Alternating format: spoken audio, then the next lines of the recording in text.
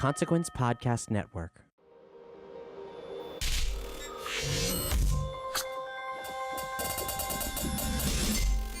Welcome to another edition of Kyle Meredith With, an audio interview series presented by WFPK Independent Louisville, Consequence of Sound, and the Consequence Podcast Network. Have you subscribed to the series yet? You can do so either at YouTube, iTunes, Podchaser. While you're at any of those, please do give us a rating or review as well.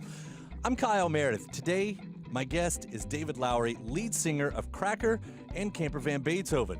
In fact, we're going to head all the way through the years, all the way through his career in this interview. We start in 1988 for Camper Van Beethoven's Our Beloved Revolutionary Sweetheart. We hit 1993's Kerosene Hats and talk about their big breakthrough hit Low. Guess what? It was never supposed to be a single. We'll hit the 20th anniversary of Gentleman's Blues, talk about how Mike Campbell, Ben Montench, and Tommy Stinson all ended up on that record, and then we'll get the updates on 2018.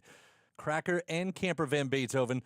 There's a lot of hopes and surprises up David Lowery's sleeve. It's Kyle Meredith with Cracker. David Lowery here. Hey, David, how are you?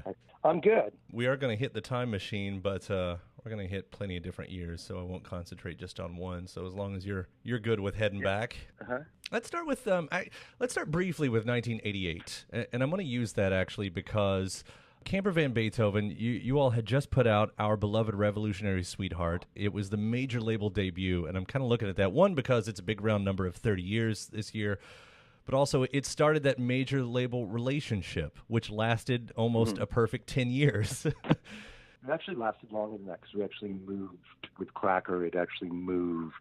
There was a bunch of artists kind of like us that were doing more in roots music that were sort of shuffled off into this specialty part of the label. So we were no longer in the mainstream part of the label. Well, starting there at least, you guys, you got the big deal, and Camper Van Beethoven at that point, when we look back, that was actually, I think, a really cool thing because it couldn't have seemed like that band was a sure bet to take on to a major label at the time because, there was so many different styles.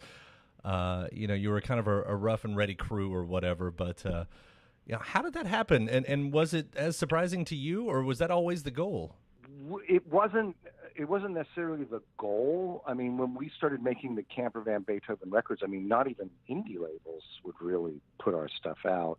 I mean, we ended up on this super micro indie label called Independent Project, but like immediately we sort of outgrew that and we sort of formed our own label, right? So, I mean, just even having any sort of a record deal was sort of a trip to us because we just didn't fit with any of the punk or burgeoning sort of indie stuff at the time. So we basically had to form our own label and have it independently distributed. Now, once we had some success, I mean, even after the first record, I mean, IRS Records was really hot right then. It had REM. It had kind of all the college rock bands came around looking for a deal from us, and we sort of pursued it, but it just kind of didn't go anywhere. So when Virgin comes around in 1987 to sign us, which is just only like another year later or whatever, they were coming with like a lot more money. They were kind of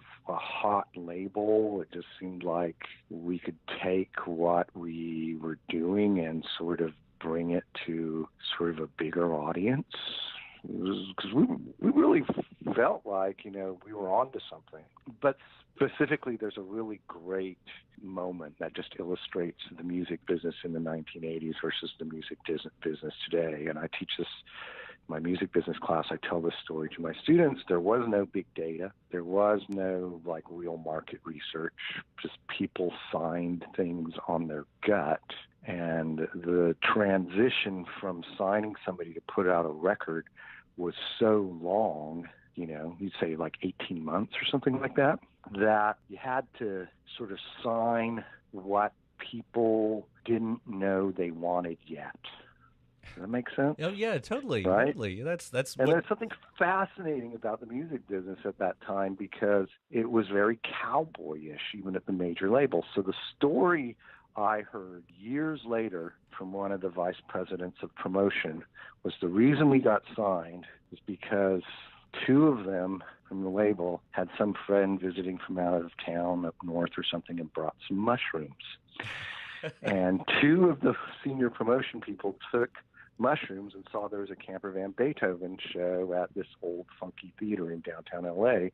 And they're like, oh yeah, let's go see them, right? So they were on mushrooms. Meanwhile, we were hanging out at this old funky theater backstage, and there was some sort of like play props or something like that, like almost like jester or clown type costumes or something like that. I don't remember exactly what it was, but it was really weird, right? And we had two friends from another band that were visiting us on the road. And so they got these props, costume or whatever. There was whiteface sort of paint there, and they just sort of made themselves like, they put it all over their bodies basically and put on this sort of prop costumes and got their horns and then came out and sat on the top of the speakers, motionless, like these old school stacks, right? Right. This is just like a random thing they did. It's like, oh, let's freak everybody out, and we'll just play that little horn part that's in Pictures of Matchstick Men. We'll play that guitar riff, right? Play that horn part. So apparently, audience comes in, including these senior promotional executives, and they're watching the show. And about 30 minutes into the show, we play Pictures of Matchstick Men. It hadn't been recorded yet. It's a cover. It was a goofy cover we did. And they come to life and play this horn part, right? And it's just like, apparently it like freaked everybody out, right? I remember the moment it happened, everybody's, whoa, this roar comes up from the crowd because everybody kind of assumed these were props sitting on the speakers. They look really small from that height. I was told that is the reason that we were signed. That's amazing. Is because those executives were so freaked out and blown away by that, you got to sign them. And it fits exactly with the timeline. It's like, it's probably the next week that we get the calls, you know? It's nice, I mean, one of those moments of the universe, just putting everything together in the most warped fashion. But, thank goodness it did. Like, it's a completely irrational reason. Right, the band, right. Which I love about that is like, I mean, it's a little like it's a little bit like, things like Steve Jobs and the iPhone. Sounds like I'm off track here. But remember when Steve Jobs did the smartphone was a failure. Right. It had been tried by people like Palm and all this shit, these companies that went bankrupt, and the shit never took off. The consumer didn't like it. They wanted smaller, not more. They didn't want to look like a nerd and stuff like that, right?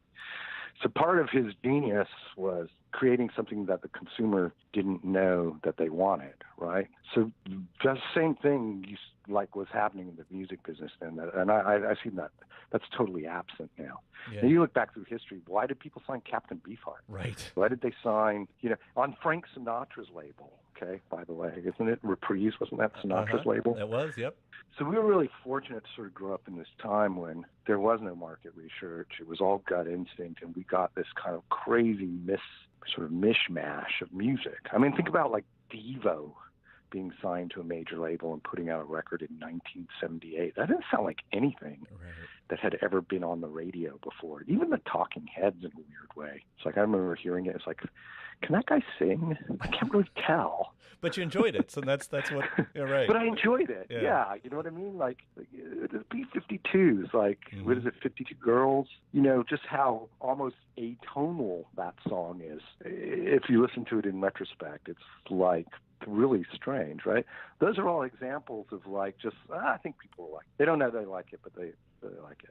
I'm actually going to take that as a jumping point to the next big anniversary with 1993 because Camper Van, they've broken up and gone. Everybody's gone their way. You formed Cracker, and again, this is something that's against everything else that's going on, not counting Low, and we'll get to that because that sort of did fit into the alternative picture at the moment. But Cracker, even then, I mean, you guys were.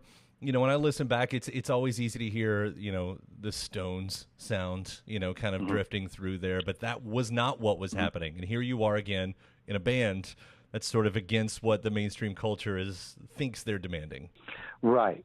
Kerosene Hat, 1993, is an Americana country rock, sort of southern rock, British-style southern rock album that comes out at the height of grunge. It's completely improbable that would have been a hit. I mean, completely improbable. And, Low, I tell this story about explain the narrative fallacy to people because when you look back on things, you put things in to make logical sense. I was a nerd in 1993, and so was everybody in the band, and we all had email. I actually looked back at what we were talking about when we recorded that album. The song Low wasn't ever considered a single. Really? We made that video at the insistence of the video director, and again, the same guy who took mushrooms at our show. We made that video at his insistence. That wasn't planned as the single because it just didn't seem like it would go on the radio.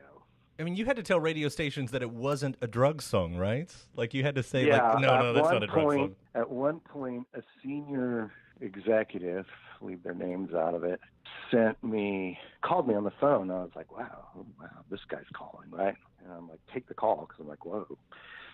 This is a senior executive. He's like very, very old school East Coast music business guy. And he's like, no, listen, that song, Low, you're talking about, it's some kind of like Greek mythological thing, right? Turned into stone, right? If you're not, and I was like, well, actually, I started explaining. He goes, no, wait a minute, listen to me. This song, he has to try 3 times to get me to say, right. Oh, yes, right. It's a mythological reference. You're being turned into stone. Do you mind signing a letter stating that? I'll fax you over something. Wow. And so I did. Yeah. And I guess they used that to go out to the radio station and say, no, he's not saying stoned. That's fantastic. I don't know. Yeah. I can only assume that is what the reason for that was. Again, right. There was a period there where something like Cracker and Camper Van Beethoven could just really go against the grain in the market research and the big data and sell records, right? It's fascinating time. You came, so Camper having the level of success that you all did, and I'll say sort of the college level of success. And then you had a hit with Teen Angst, out of the gate. I mean, that was, I think, a #1 modern rock record right there. When did you notice that Low was actually taking and it was bigger, and this was bigger than the other things? Was there a point where you kind of saw that happening? We got a call from somebody who said, you guys sold 5,000 records last week. And then it went from there. I mean, people don't understand the scale of anymore what a hit was, 5,000 records, that's our album generated $50,000 last week. And then that goes up from there and sort of stays there for a year. But it was literally just like 1 week, we just suddenly sold 5,000 records, and it just took off from there. And it wasn't even really like that much radio play or MTV play yet. It took like a week for everybody to figure it out, but they knew it. And it's really bizarre. I mean, that's the way entertainment, though, has always worked. Like book sales are like that, video sales are like that. You go from 100 a week or 200 a week to 5,000, 50,000. Right. You just start adding zeros when things take off, right? That's actually called a wild variation, non-Gaussian variation. But it's fascinating. I mean, we never saw that coming. I mean, we didn't expect that. We figured we were going to be like one of those semi-pet label bands that, pet band for a record label where, we probably break even for them, but, we bring something to the label that makes the label like cool or interesting or something like that. That's what we thought we were going to be. We didn't ever expect to make money. Well, I'll tell you real quick though. My introduction to that song wasn't the radio. It was a compilation from DoSomething.org. I still have that compilation. I remember hearing that within that compilation set of songs, and it was the one that stood out. And still to this day, it's one of those that I wonder if that actually, because I don't remember exactly when that came about, and I remember that was given away. Wasn't that given away with like a Taco Bell? Taco Bell. Yep, that's right. So it's entirely possible, but that's what I love about music is you never can predict what it is that triggers something, right, to go viral. It's just fascinating. But you would say that's viral today. Right, right. That's what we would refer to it. But that was a couple other songs I'll hit on real quick too. The second single on that record, Get Off This. probably made sense at the moment. And of course, I've lived with it most of my life and still enjoy it. But now when I look back at it and try to remove sort of the context, I thought this is really one of the most uncracker songs that you guys have. Get Off This. Yeah, like it's nearly a Spin Doctor style of song when I look back at it now.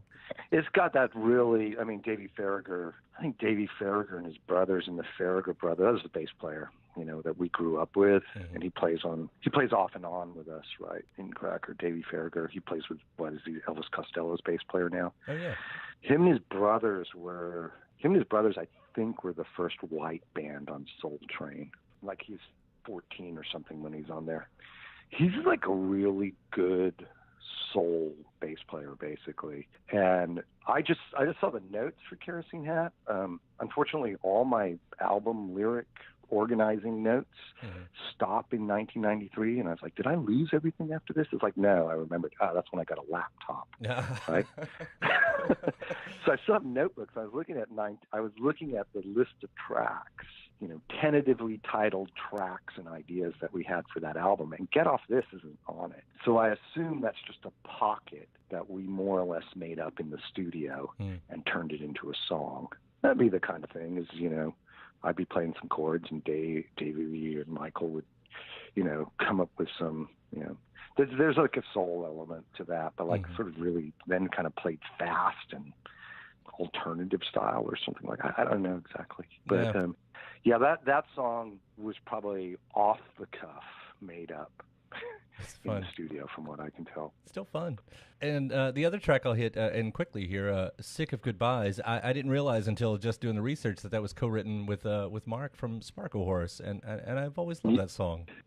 Yeah, you know, when we were doing that album, going back to the email notes that I had, we had always kind of imagined that as the single. Oh, and, wow. and in retrospect, you go, oh yeah, wouldn't have worked, but it was a single for Sparkle Horse in the UK. So yeah, that's a track that collaboratively me and Mark wrote for Sparkle Horse, but you know, they didn't have a deal or anything. So I was like, hey, do you mind if I cover it on our album? He's like, you know, he was actually our roadie for a while. Oh, cool. Yeah, a lot of people. Like we would make him get up and sing Neil Young songs. There's actually a lot of old YouTube videos of Mark actually singing like "Why Do I Keep Fucking Up?" or oh, right, "Rocking in the Free World," or some Neil Young thing that's 3 chords that we could just play off the cuff, right? Anyway, so yeah, I put that on the album. And like sort of, and you know, Mark Williams was our A&R guy at Virgin at the time, and we both thought that was a single, you know. So it's still one of the standout tracks. How that thing works. Yeah, I do love it. So, all right, back in the time machine. Let's head up to 1998. The Gentleman's Blues records. You know, Kerosene Hat. It's more iconic, but I find this to be the stronger album. Like, and I feel like it almost hurts to listen to it sometimes because I realize how great this record is. And I don't think it was heard, was it? Like, it wasn't heard by the masses. No. I mean, just completely nobody was interested. I mean, you know, it's interesting about that album. That album is just like where we sort of dispense with sort of any notion, really, that we're alternative, right? Yeah. We're just in the classic rock, roots rock mold. I remember our manager's girlfriend at the time, Sue Sawyer. She was a big publicist. She's actually one of the women in the photo when Ozzy bites the head off the pigeon, the dove, who's recoiling in horror. Something great for the resume there, yeah. I'm in that picture. Right? Yeah, when she's like young, she's recoiling in horror in that famous photo. I mean, you know, sort of really truthfully, how that out, you know, we always had a batch of songs around, you know, and you sort of go, okay, what's sort of coherent from this? Pull those out, make an album, right? And, yeah, she just sort of just said off the cuff, like sort of something like basically you don't want to try to compete like with alternative rock and how hard it's gotten, how much it leans towards metal. You just need to go back and embrace your Rolling Stones classic rock route. And it's all over it. Right? I mean, you even invited, you've got two of the Heartbreakers on this record. Mike Campbell and Benmont Yeah. Tench are on this record, which is still like... And two of the expensive winos, too. Right. From Keith Richards' band, right? You know? And Tommy Stinson while we're doing this, LP. Yeah. I mean, it's a great guest list. Let's start with the Heartbreakers, though. How did Mike and Benmont end up on the record, and exactly how involved were they? Well, first of all, Benmont played on our first album, plays on 3 or 4 tracks, I think, plays on I See the Light. We just needed a keyboard. There were songs on our first album that seemed like they needed keyboards. Benmont and Don Smith, the producer, are friends going way back. And so he came in like for 3 hours and played on like 4 songs or something, right? We like him. He's a hero. He's a master. But we get the Gentleman's Blues, and we're really now sort of focused on making this sort of just embracing our sort of classic rock, roots rock kind of roots. And it just, we had a much bigger budget than the first album. So we just brought in like people that we thought would be great for this album. And I think there's a song, My Life is Totally Boring Without You. It actually is totally boring without Benmont Tench. Because it's really quirky and weird what he does, and he establishes this counter melody that just completely changes the song. Secondly, Good Life. Johnny had more of like a lead that wasn't a riff, you know what I mean, on Good Life. And I don't know, for some reason the song wasn't really working. We had Mike Campbell down there and stuff like that. What would you play to this song? And he's just kind of warming up, and he plays that melody. Down, down, down, down. Right? He's just kind of warming up. We're like, wow. I mean, that completely transforms that song. Just warming up, and that's the thing that we needed. Yeah, that's what he plays, right? And, Don Smith, old school, he's a late Don Smith, actually, passed away a number of years ago. But, he's an old school engineer, so the tape machine is always running. There's no time that things are not being recorded, That's why it's a little different way of doing stuff sort of died out. And so, we capture all that stuff and everything. But,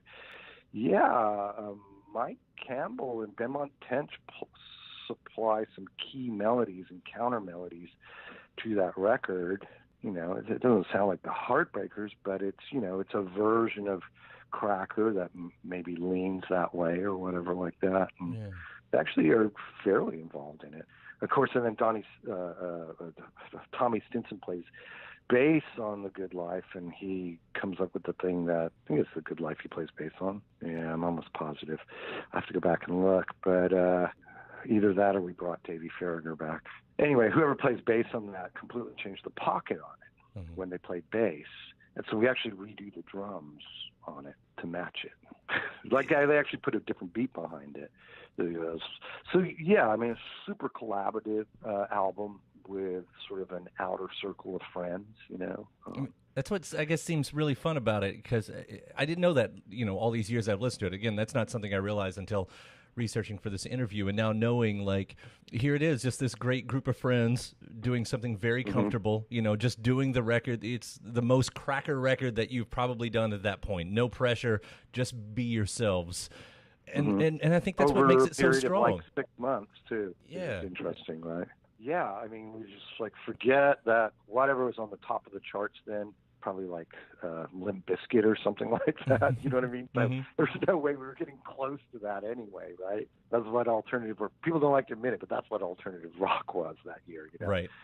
I listened to the recording of 7 Days on the way down to Myrtle Beach because I realized I hadn't played it in a while, and I wanted to play it in that set we did in Myrtle Beach at the bike rally last weekend. Don't ask.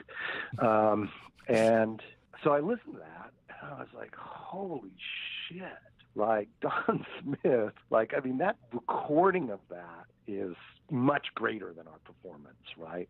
The recording of that is just masterful. That drum sound is amazing. And then I remember that's Charlie Drayton playing drums, and I think Steve Jordan playing bass.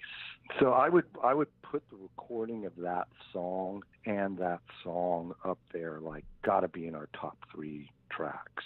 It's amazing. The whole album. Yeah, it's so good. I mean, and I agree, that track too. It's just so good.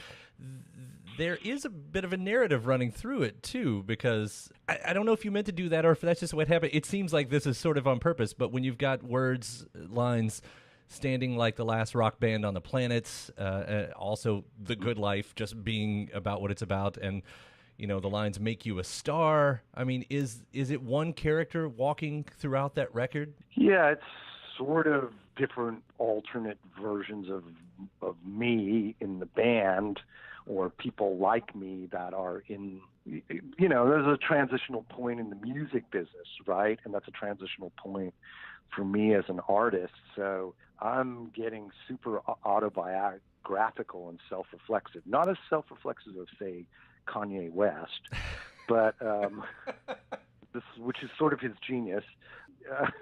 I don't mean that to be an insult at all, but it's not quite as self-reflexive as that, because I sort of invent other people that speak differently and sort of live differently than I do. But that's, I mean, a lot of that's about, we just started out with, so we were standing like the last rock band on the planet, because literally what was popular had moved so far away from what we really, could do well, and what our vision for the band was and stuff like that. And we were really one of the last remaining rock bands on Virgin Records, and it was dominated by like these English executives at that point who, were super into pop music, and maybe they should have been, because they made a lot of money, off things like the Spice Girls and stuff like that, right?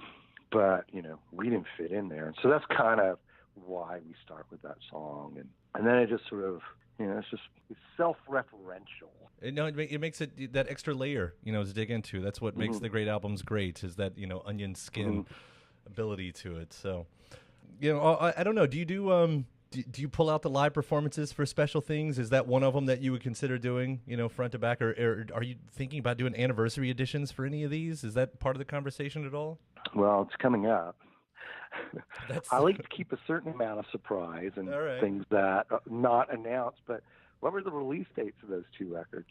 August for Kerosene Hats, and August for Gentleman's Blues. Yeah, if you notice, we probably will do. We've kind of done the Kerosene Hat tour, but I think we'll probably do something special somewhere for Gentleman's Blues, and there may be some reissues. I'm not really sure. Yeah, working on it. Yeah. Well, we'll finish off heading back to 2018, and I'll throw just the broad question at you. What's next? Because now I guess it's been a few years for music from either of your main projects. Is anything in the works with this? You guys planning something? I don't think there'll be anything this year. Songwriting for a band like Cracker is largely a collaborative effort, which sort of requires people getting off the road and setting aside a good amount of time. I mean, not always, but it requires kind of a collaborative effort, writing music and stuff like that. And we really haven't done that, because I wrote a dissertation to get my doctorate. Right. Congratulations. Since the last record came out. Well, thank you. So that sort of took a lot of my time. So any sort of songwriting that we have together, we don't have enough to start anything yet. I mean, if you notice, I did my solo record between 2011 and December, last 2 weeks of December 2014. My solo record came out, 2 Camper Van Beethoven records, and a double disc Cracker record. It was a 5 discs.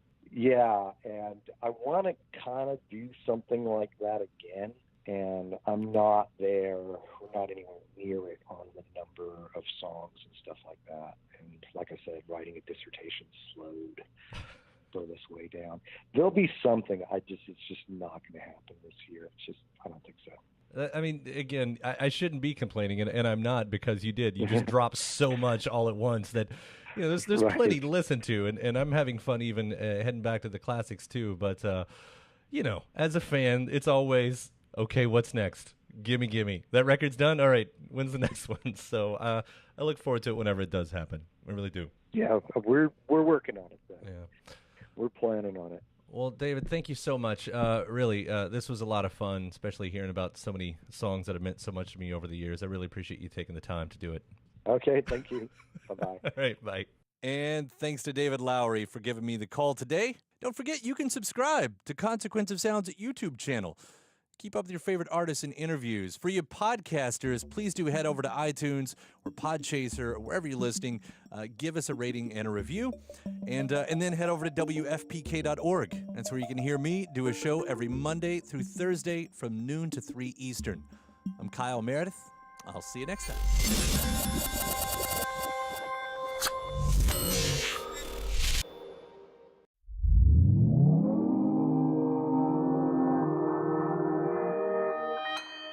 Consequence Podcast Network.